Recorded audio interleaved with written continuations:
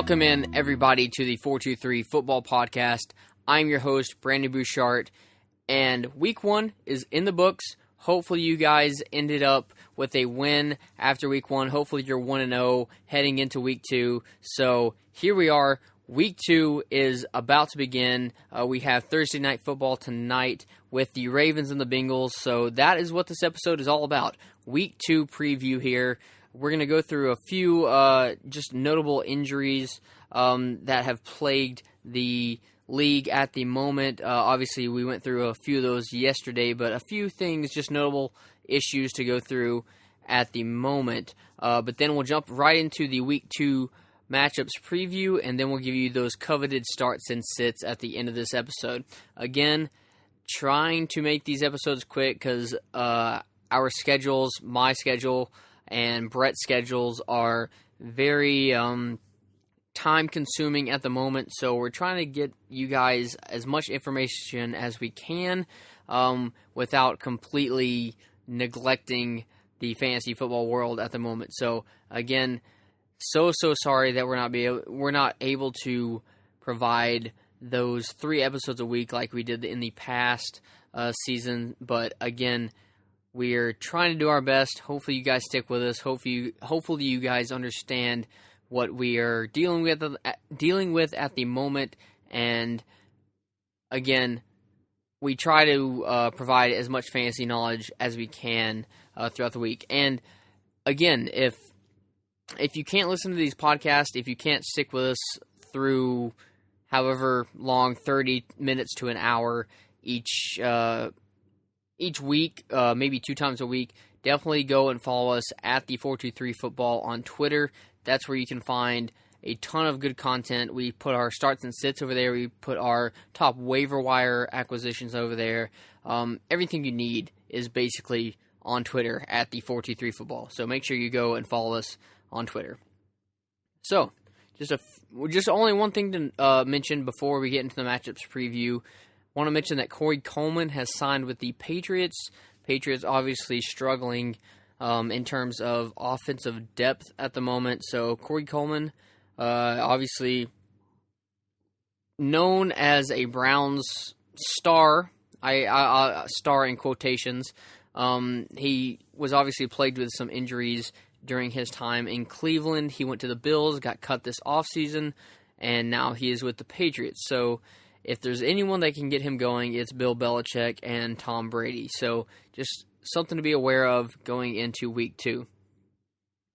And again, if you wanted those waiver wire acquisitions, Corey Coleman, I believe, was on our waiver wire list. And again, that is at the 423 Football on Twitter if you want to see our top 10 waiver wire pickups for Week 2. So, jumping into the Week 2 matchups preview, we got the Ravens and Bengals on Thursday night. Alex Collins, I believe, is a solid running back too. I don't want to put him into that RB1 discussion just yet. I think he is definitely the go-to back in that offense. Obviously, last week was a bit skewed. I don't think the Ravens are going to be able to put up 40 points every week, especially because they're not playing the Bills every week, who just look like a complete train wreck at the moment, but Alex Collins still a solid RB2. Ravens wide receivers still a bit sketchy for me. I think Crabtree will still get a lot of red zone targets. John Brown, I think, is still a decent fantasy option, but again, I think they're going to be very inconsistent, especially because, 1, they're not playing the Bills every week, and 2, Joe Flacco is their quarterback. So just a little bit of uneasiness when it comes to the Ravens wide receivers. On the Bengals side of the ball, Joe Mixon definitely facing a much tougher task against a stout Ravens defense this week. So maybe coming down to earth with Joe Mixon. Again, I love the volume that he's getting. I love the fact that A.J. Green and John Ross can spread the field for that Bengals offense, but Joe Mixon definitely, I think he's going to come back down to earth a little bit, but I still really like the volume. So I'm starting him. I'm rolling him out there this week. In that matchup, I am going with the Bengals. I think the Bengals at home, again, I really, really like the Bengals this year. I think they're on the right track. They're finding that identity that they lacked last season. So, Bengals all the way in this matchup. Panthers versus the Falcons. Falcons hurting big time on defense, and maybe even offense if Devonta Freeman's knee issue proves to be significant. Again, I think Tevin Coleman is a very viable option in this game. Even if Freeman starts, I think Coleman's going to be looked to because Freeman may be limited or out completely. So I still like a lot of the Falcons players. Julio, obviously, you're starting him. Calvin Ridley, him and DJ Moore, obviously Panthers, Falcons in this game. Both of the rookie wide receivers, top two rookie wide receivers. A very, very interesting topic of discussion at the moment. They didn't do much last week. They didn't see many targets at all. I kind of don't believe that they're going to see that many targets this week as well. But eventually they're going to get going, and I do believe they are going to provide fantasy value. But I don't think this week is the right week to roll them out in your fantasy lineups. Now, on the Panthers side of the ball, Christian McCaffrey, I am struggling to believe that he's going to elevate himself to an RB1 type of running back. I think C.J. Anderson is going to be a major restriction on his fantasy value. I think Cam Newton's passing ability, or lack thereof, I think that's going to restrict Christian McCaffrey's fantasy value as well. So, just a little bit concerning there. I like McCaffrey. I think he's going to be a decent RB2. RB1 is a little bit pushing it for me. I got the Falcons winning this game. Chargers versus the Bills. Bills just appear to be the worst team in football at the moment. They look like a high school team. They plan to start rookie Josh Allen in this game, which I think they should have done from the get-go. Nathan Peterman is definitely not an NFL quarterback. I would have understood the situation last week if, say, A.J. McCarron or a more veteran quarterback would have started over Josh Allen, but what's the point of starting Nathan Peterman, an unproven, just catastrophic quarterback, over Josh Allen? I think it was just a very, very, very, very big mistake, and hopefully they get on the right track this week with Josh Allen starting. But that being said, I have zero faith in any Bills players this week. None whatsoever. I don't like LaShawn McCoy. Again, I haven't liked him all season. Or during the offseason, I think they lost a ton of weapons on the offensive line. So it's just hurting the offense in general. So Bills are a no-go for me in fantasy. Maybe the entire year. I'm tempted to say that. Just drop any player that belongs to the Bills. If you have LaShawn McCoy, don't drop him. But I'm sure someone can or will want to trade for him, whether it be for maybe just pennies on the dollar. But I definitely do not want any part of that Bills offense. On the Chargers side of the ball, Melvin Gordon should just absolutely run wild on that Bills defense. Chargers players, especially the defense, if you're playing defense and special teams, are definitely must-starts in this game. So I definitely have the Chargers winning. Vikings and the Packers. Big question here. Is Aaron Rodgers going to play? His status is the main concern for this matchup. It basically dictates whether or not the entire Packers roster is playable in fantasy at the moment. So if Rodgers plays, I have no problem rolling Devontae Adams out there. I have no problem rolling Randall Cobb out there. Even Jimmy Graham. Obviously, tight ends are scarce in terms of how many produce good fantasy numbers. Even Jamal Williams. I don't have a problem rolling any Packer player out there. But if Rodgers sits, it's hard to start anybody. It's hard to start any of those Packers wide receivers. Hard to start any Packers running back. But it's just a waiting game at the moment, so we're just going to have to see where that leads. On the Vikings side of the ball, Vikings offensive weapons, they're all a go for the most part. I have no problem playing any of those guys. However, I do expect someone to disappoint in this game, and I'm kind of leaning towards Dalvin Cook as the guy being the disappointment. Had an okay showing last week, but if there's anything the Packers are okay at, it's limiting the run game. And Dalvin Cook is kind of that running back that the Packers specialize in, limiting the guy that is able. He's okay outside, not great. He's not very good in between the tackles. So I think the Packers will limit Dalvin Cook pretty well. Stephon Diggs, Adam Thielen, Kyle Rudolph, I expect to have pretty decent games against a Packers defense that I will say is improved, but hasn't really proven anything yet. So just a thing to keep an eye on as the season progresses. I do, however, expect Aaron Rodgers to play, so I have the Packers winning this game. Texans and Titans. Expect Deshaun Watson to bounce back from his, I wouldn't say bad performance, but mediocre performance last week. Marcus Mariota, I expect him to have a mediocre performance if he does play. Obviously, he's dealing with a elbow injury at the moment. So I definitely expect Deshaun Watson to outshine Marcus Mariota in this game, although they're, in some people's eyes, considered very similar quarterbacks.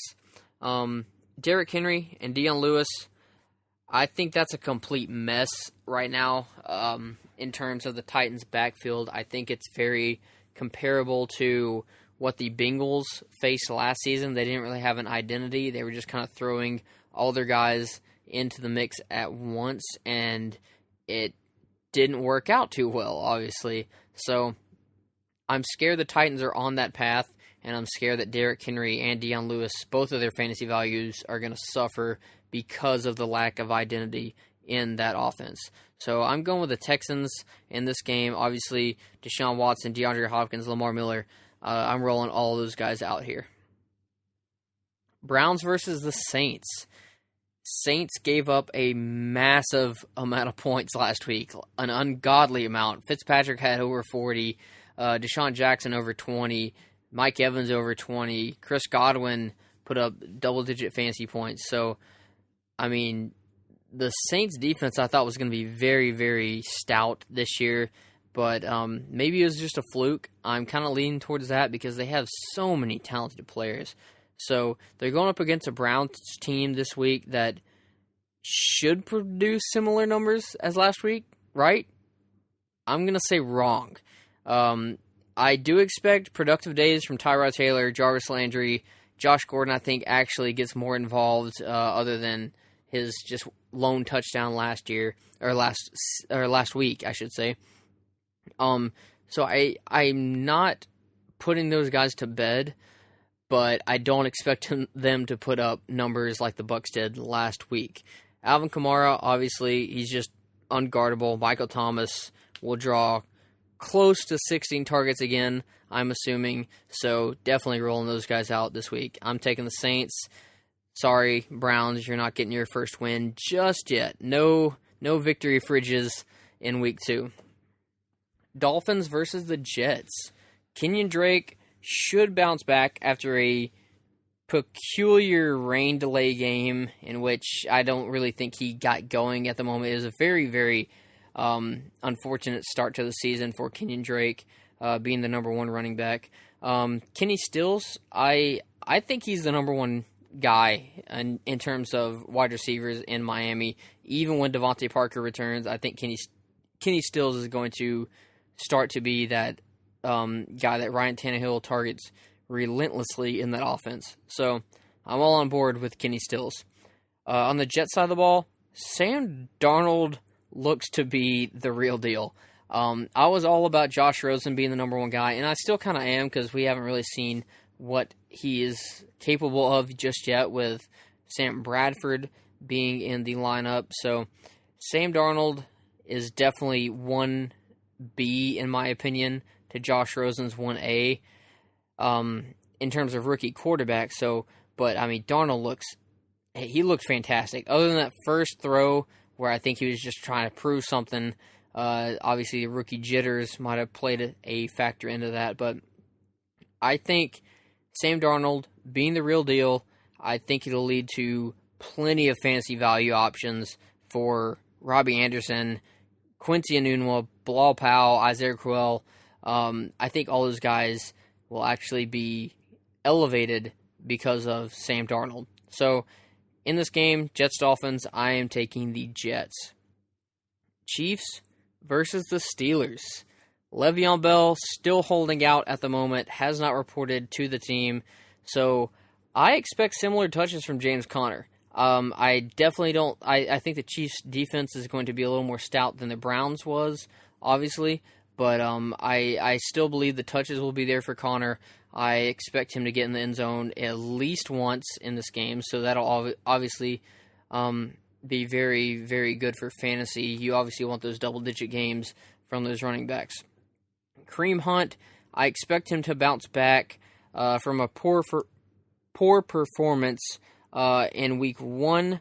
I definitely think that it will be this week for Kareem Hunt where he bounces back, because I think the Steelers are really going to try to limit Tyreek Hill and Travis Kelce, and obviously Patrick Mahomes and his newfound arm talent.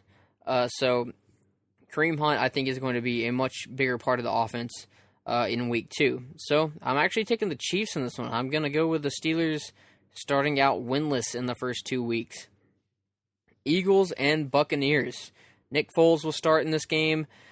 Seems to be no downside to that, honestly, in terms of fantasy output. Jay Ajayi is expected to be a more significant part of the offense. So, Eagles just, even though they've lost some pieces, obviously Alshon Jeffrey is still out for a few more weeks.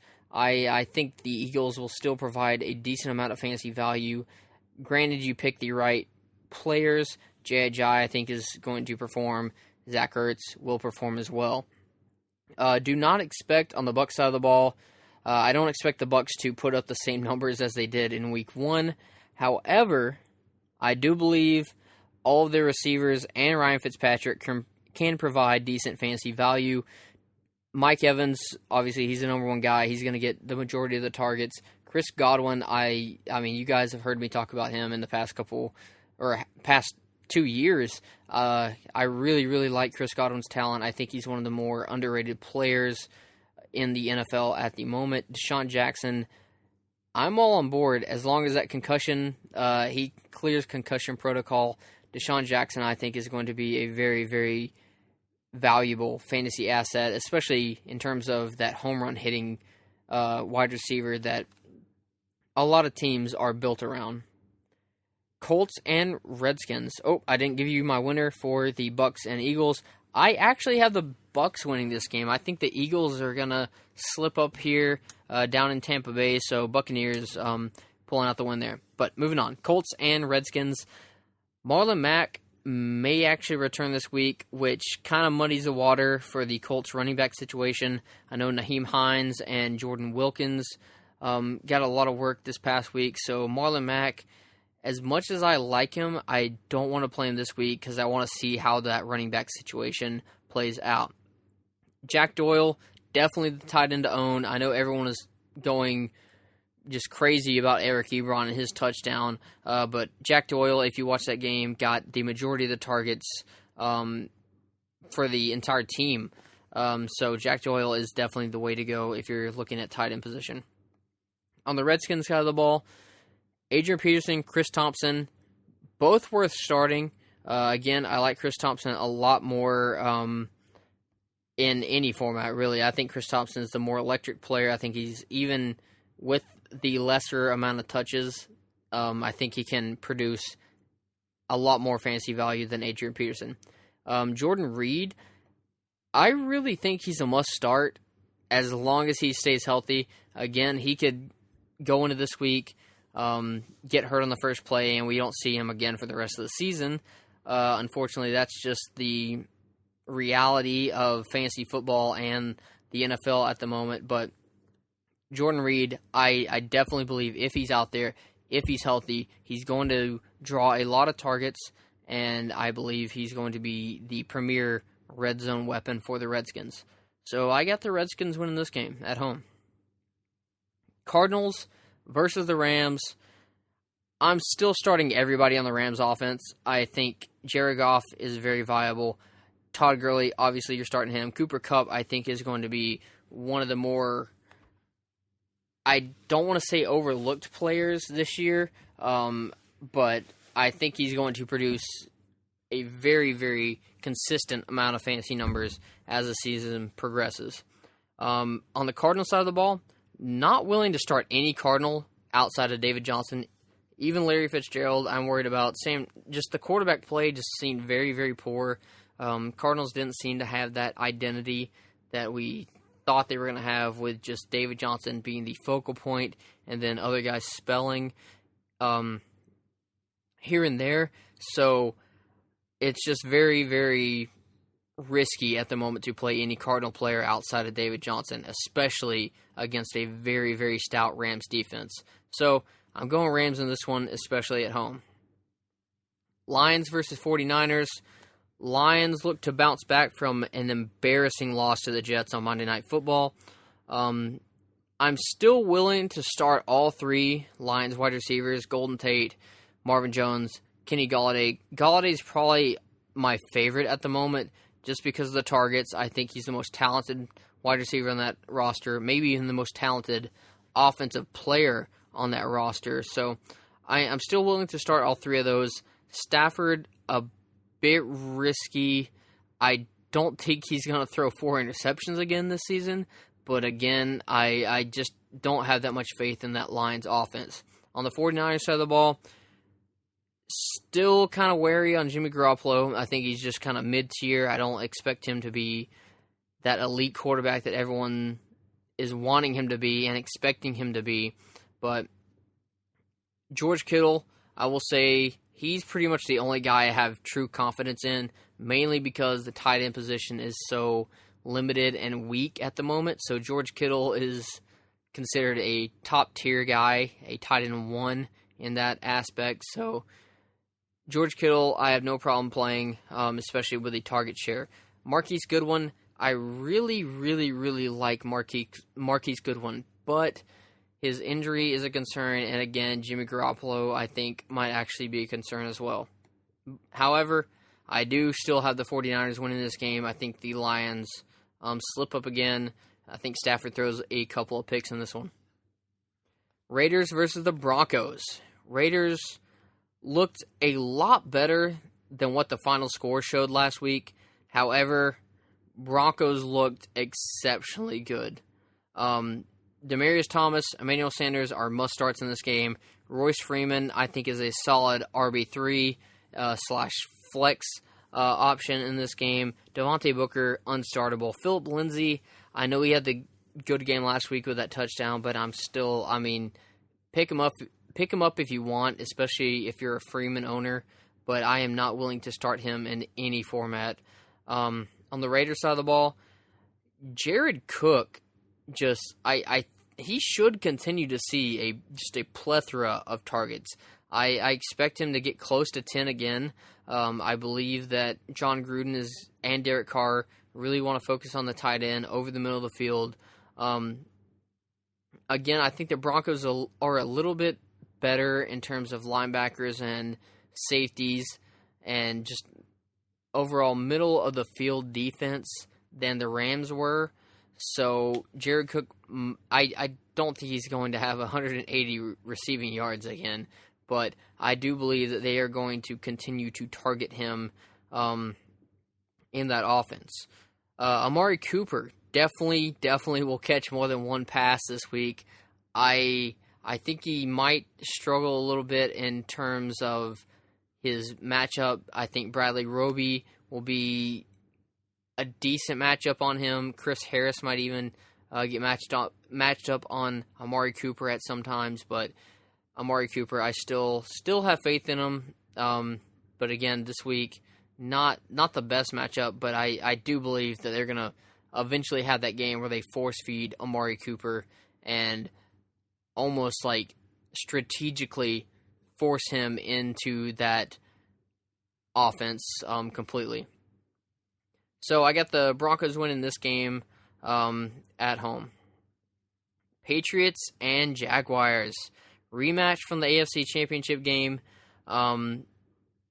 Patriots, they can still overcome all of that lack of depth on the offensive side of the ball due to the brilliance of Bill Belichick and obviously the quarterback play of Tom Brady. Rex Burkhead, obviously going through a concussion protocol right now, so we might just have James White and Kenyon Barner at the running back position. In terms of receivers, obviously Edelman's out, so they're just going to have Chris Hogan, Philip Dorsett, and the newly acquired Corey Coleman and Cordarrelle Patterson. Sorry, I forgot to mention Cordarrelle Patterson. So a very, very limited offensive roster, but again, it's Bill Belichick. He finds a way to take these poor rosters and morph them into something special, especially, I wouldn't say all for fancy value, but it turns into wins.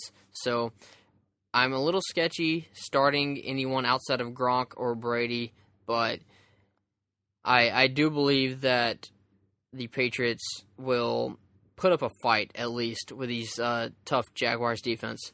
On the Jag side of the ball, Leonard Fournette, still questionable with an ankle injury. He is expected to play, but just keep in mind, all those Fournette owners, you need to have TJ Yeldon on your bench just as a backup in case Fournette does not play. I actually have the Jaguars winning this game at home. I think that defense really, really has something to prove in this one, even if the offense does not produce as well as they'd hope. Giants versus the Cowboys, Sunday Night Football. I expect the Giants to just run wild on the Cowboys in this game. I expect it to be a complete blowout. Saquon Barkley and Odell Beckham Jr., I think will have a field day. I think honestly both will put up over 20 fantasy points in this matchup. I still believe Eli will unfortunately throw a pick or two, which will knock his fantasy value down. So maybe not the best streaming option, but I definitely believe the Giants, Saquon Barkley, Odell Beckham Jr., I think they're going to have very, very, very good days on Sunday Night Football. On the Cowboys side of the ball, Zeke is a decent play. Again, I think the Cowboys are going to be down a lot in this game. I don't think they're going to have the ball a lot in this game. So Zeke, just a decent play. I think he'll put up about 10 points. I don't think he's going to get very close to 20 or 30 at all this season. I think the Cowboys are going to struggle a lot just in a lot of matchups this year. So Zeke, again, he's going to be a consistent play, but I don't think he's going to have that very high of a ceiling as he has in the past, especially this year. But other than Zeke, no other Cowboy player is worth starting, in my opinion. I got the Giants winning this game. Last matchup, Seahawks versus the Bears, Monday Night Football. Doug Baldwin out for a few weeks with a knee injury, so I don't think it hurts Russell Wilson's value that much. I think it hurts it a little because that was his go-to guy. I do believe that Tyler Lockett and Brandon Marshall will provide a decent amount of fantasy value for Russell Wilson and themselves over the next couple weeks. Chris Carson, again, he's the running back to own. Rashad Penny, I do believe he is the future for that organization, but Chris Carson, for the time being, is the running back to own. On the Bears side of the ball, other than Jordan Howard, I am not starting any Bears player. I don't care. Trey Burton, I'm not starting. Mitch Trubisky, not starting. Even Allen Robinson, I'm not starting. I haven't seen anything yet. If they can't do it against a poor Packers defense, then I don't believe they can do it against a Seahawks defense. Even though the Seahawks have lost a ton of weapons, I think Trey Burton's going to be completely shut down by Earl Thomas, and I think Allen Robinson is going to struggle with the somewhat decent cornerback play that the Seahawks have at the moment. So I got the Seahawks winning this game in Chicago. Okay, so that is all of the matchups for Week 2. I'll give you one start and sit for each position, and then obviously make sure you follow us on Twitter at the423football for even more starts and sits for Week 2. So, first quarterback start, I'm going with Phillip Rivers. Rivers playing the Buffalo Bills. I think he is going to have a field day with that.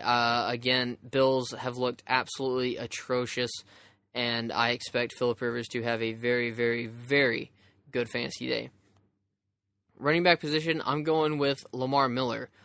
Texans are playing the Titans, and I think Lamar Miller is going to start to be a more productive focal point of that Texans offense, especially with Deshaun Watson. I don't think they want to run him as much as they did the past couple of years, mainly due to the ACL injury. So Lamar Miller, I think, is going to definitely find his way in the end zone in this game, and I think the Texans will be up, so more reason to run Lamar Miller. Wide receiver position, I'm going with Emmanuel Sanders.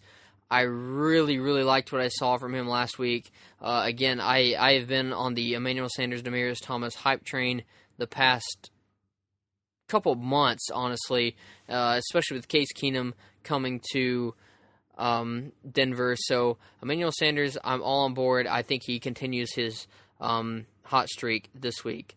Tight end position, I'm going with Jack Doyle. Again, I know Eric Ebron was the guy last week with that touchdown. Everyone's all about those fantasy points from Eric Ebron, but Jack Doyle was the guy who got the majority of the targets, so I expect Jack Doyle to be the guy who shows up this week. Defense, I'm going with the Chargers defense. Again, they're playing the Bills.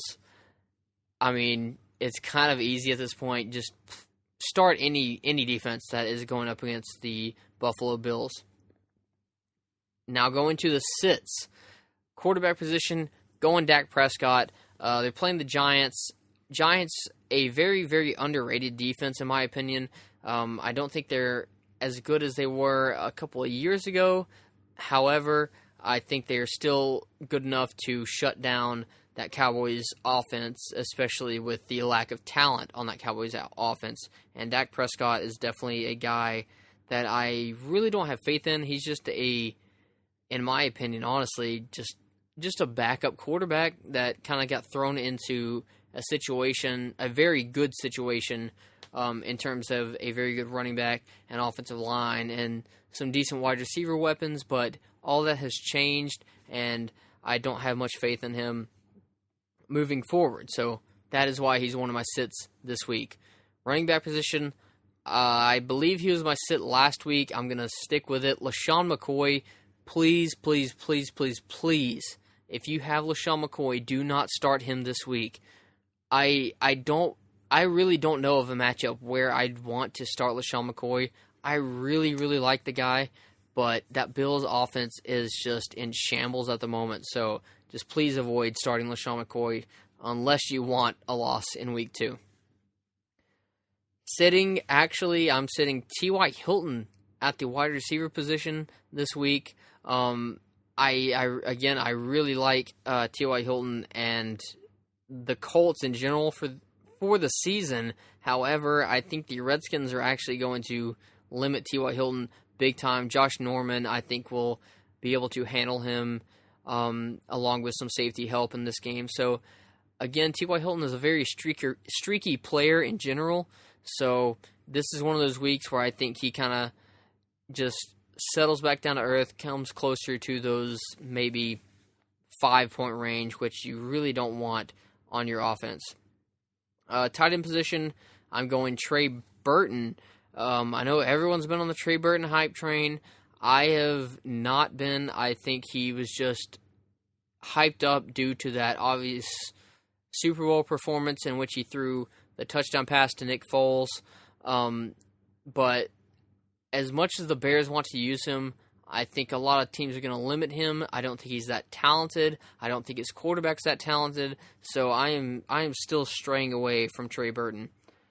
On the defense, I'm going with the Panthers as the sit of the week. I think the Falcons, as much as people like to start the Panthers on defense, especially with all those talented defensive players, Julius Peppers, Luke Kuechly, I think the Falcons are going to be able to move the ball fairly easily against the Panthers. I expect the Falcons to win that game, so definitely sitting the Panthers in week 2. Okay, just to go through those one more time, and again, we'll post more of these on Twitter at the 423football. But the starts of the week: Phillip Rivers, Lamar Miller, Emmanuel Sanders, Jack Doyle, and the Chargers defense. Sits of the week: Dak Prescott, LaShawn McCoy, T.Y. Hilton, Trey Burton, and the Panthers defense. So, again, make sure you follow us on Twitter at the 423football. Like us on Facebook, subscribe on Apple Podcasts, Google Play, and YouTube. Give us a like, leave your comments and reviews. Thanks for listening. We are the 423 Football Podcast.